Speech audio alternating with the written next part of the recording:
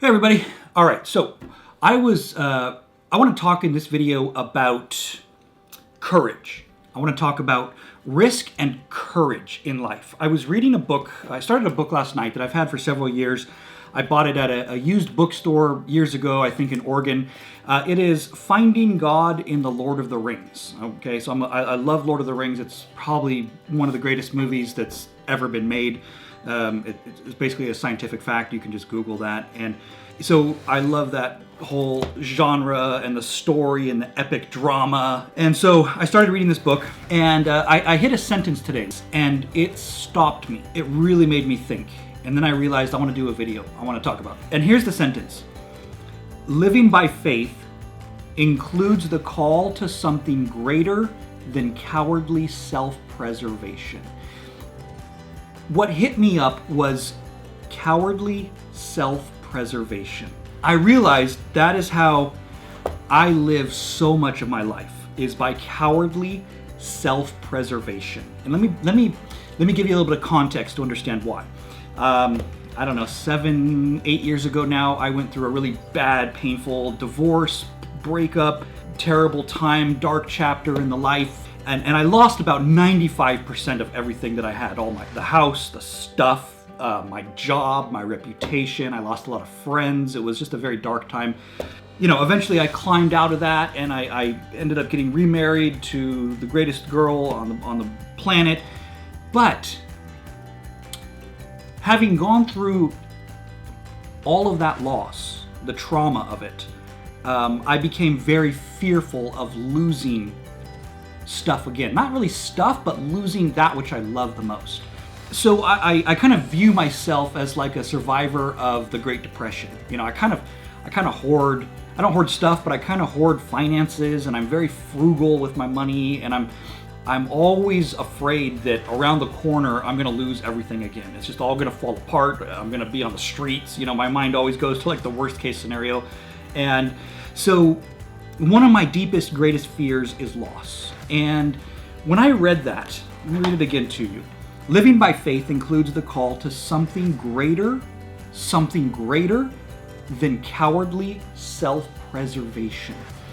And I realized that is how I live a lot of my life. You know, like a turtle. I kind of want to just have, you know, kind of just pull into my shell, have all of my stuff in the shell, you know, have no debt, have, you know, some money in the bank, have a retirement going, and, you know, just kind of live a very safe, secure, modest, simple life. And there's nothing wrong with that. But I also, in my heart and my being, I feel a call to something greater than that. Like that, in a sense, pisses me off that I'm like that fear. I don't like to be afraid like that. And so I tend to, the other side of me wants to fight against that. You know, a lot of us live that way because we're so afraid of losing everything. And we live our lives by playing it safe, you know, and we kind of, you know, retirement, and we 401ks and get all that stuff ready, and we kind of, you know, put life off until, you know, some golden age where we think that once we finally can stop working and retire and relax, then life can really truly start beginning for us. And that's a lie. And I have to fight against that. There's a mystery, an oddity, I don't know if it's an irony, but there's a mystery to life, to where if you're living that life of self-preservation, where you're circling the wagons around and just trying to play it safe and kind of get through life and just make it with total security, no problems, what happens is you end up losing your life. When you're that turtle and you pull into your shell and you never take risks and challenge yourself, you lose your life. Reminds me of something similar that Jesus said, where he said, those who seek to find their life will lose it, but those who lose their life will find it. Life is found, I have learned, as I take these risks, as I push myself out of my comfort zone, when I don't always play it safe. I mean, sometimes you do have to play it safe. Obviously, you want to be responsible and do the right things, but there are times where we need to change things up, hit the reset button, and make changes in our lives and take new risks and take on new challenges and try new things, especially like if you've been hurt or you've lost important things or you've gone through breakups and things. It's difficult to be vulnerable. It's difficult to open up and come out of that shell, and that. But when we do that, when we pull in and circle the wagons around and build walls and protect ourselves, protect our hearts from being hurt again or from loss or from experiencing pain or fear, we're actually losing our lives. We're dying. We're basically just merely surviving. The last 2-3 years, I've been really challenging myself to break out of that cowardly self-preservation. To learn to be vulnerable. Obviously, I got remarried, so I kind of learned how to do that. But it's scary. But that's where life is, right? My new relationship and the marriage and all that. It's deep and it's intense, and there's such rich life there because I've taken that risk and opened myself back up to be vulnerable, and it's scary, but it's so worth it, and life is found in those intimate connections like that. Imagine there are 2 movies at the theater and you are deciding which one to choose from. Okay, I'm going to set up both movies and you figure out which one you would like your life to look like.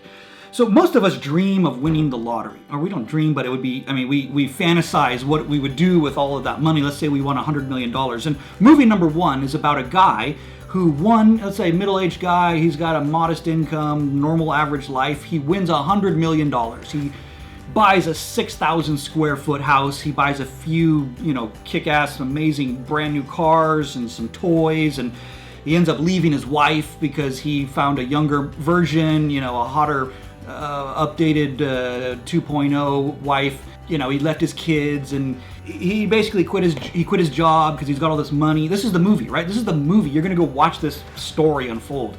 And he quits his job and he just kind of lounges around. He has parties. He hangs out with all these chicks and just sits in his pool and drinks beer and vacations to exotic places, and that's his life. Done. That's movie number 1. It's called John's Life.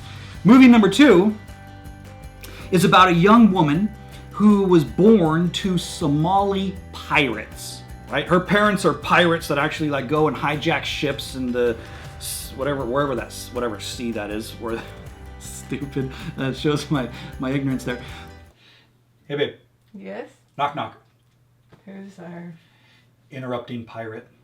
That really did scare me. Dang it, did I break that? Yeah. Ah!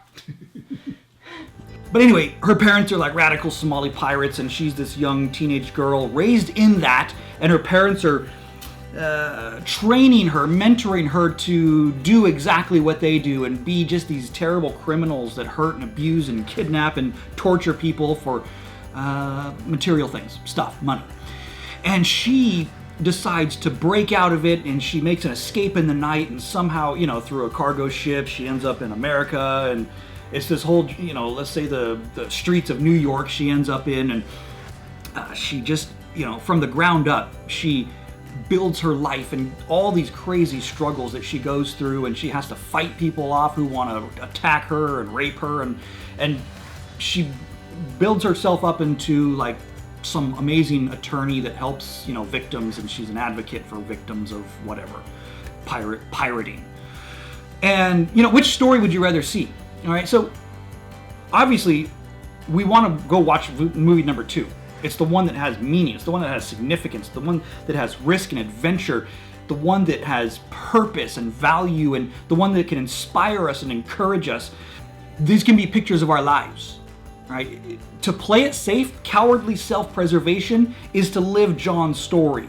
Is to live that safe life. It's a life unexamined. The unexamined life is not worth living. Life number 2.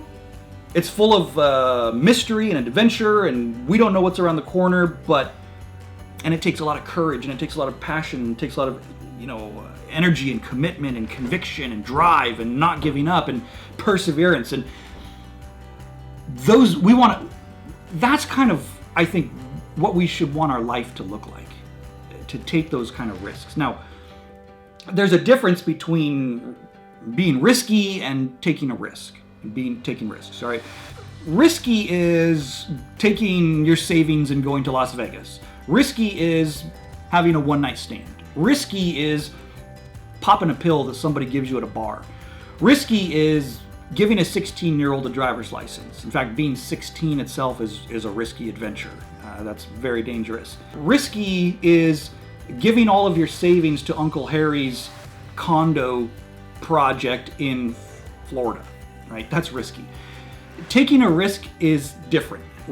Taking risks is pushing yourself outside of your comfort zone, not always playing it safe, trying new things, opening up your heart again after you've been wounded, maybe multiple times, but taking that risk again to open up and be vulnerable with another person. Risk is outside that comfort zone is where growth takes place. Growth doesn't happen when we're relaxed, when we're taking it easy, when we're on easy street, Makuna Matata. Growth in life, meaningful growth, doesn't happen when we're chilling out, when we have everything taken care of for us, we have no worries. Meaningful growth, the growth that matters, the growth that you can look back on and be thankful for, it happens in the trenches, it happens in tough times, it happens when you have to exercise muscles of faith, courage, dependence, vulnerability. And so that's what I would encourage you to, I don't know, whatever it is for you. If anything I said to you speaks to you, do it. Procrastination breeds fear. Action kills fear. So I would say, go for it, take some action. And so I close again by reading that one quote. Living by faith includes the call to something greater, something bigger, something outside yourself. Living by faith includes the call to something greater than cowardly self-preservation. That hit me up. Cowardly self-preservation. That's so tempting to try to construct the perfect little safe life. But life is not found there. Life is found outside the perimeters of that. So whatever it is for you, go for it. See ya. Hey, babe. Yeah. Knock, knock. Who's there? Interrupting.